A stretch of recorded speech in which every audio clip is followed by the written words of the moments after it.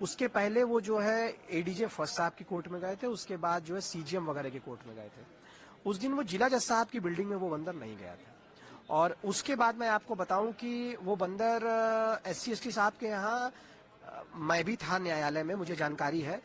उस दिन वहां किसी डबल मर्डर केस की सुनवाई हो रही थी और उसमें वो पूरी तरीके से डायस पे बैठे थे वो, और वो समझ लीजिए 20 मिनट बैठे होंगे। बाद में जज साहब वहां से जज साहब उठ गए। संभवतः उनका विचार ये रहा होगा कि साहब किसी प्रकार से किसी को नुकसान न हो जाए, किसी को काट न ले, तो इसलिए जज साहब वहां से उठ गए और उसके बाद कोर्ट खाली हो गई। उसके बाद उनके डायस से उतर के वो बंदर जो डीजीसी वहां एडीजीसी होते हैं, सरकारी वकील होते हैं, उनकी कुर्सी पर लगभग आधा घंटा बैठा रहा।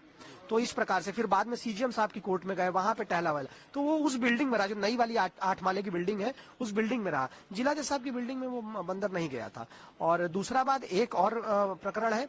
10,000 वकीलों की संख्या है, 10,000 रजिस्टर्ड वकील हैं यहाँ पे। उसमें से सिर्फ एक वकील है, मैं आपको बता दूं, हमारे वरिष्ठ अधिवक्ता मान बहादुर जी, जिनके यहाँ जाकर वो बंदर उनके बगल में बैठा। मेरे पास फोटोग्राफ है, मैं कहिएगा आपको दिखा सकता हूँ। उनके बगल में बैठा, वहां उन्होंने टॉफी बिस्किट ग्रहण किया और उसके बाद वहां से चले गए। तो हमारे मान बहादुर जी बड़े हनुमान भक्त हैं।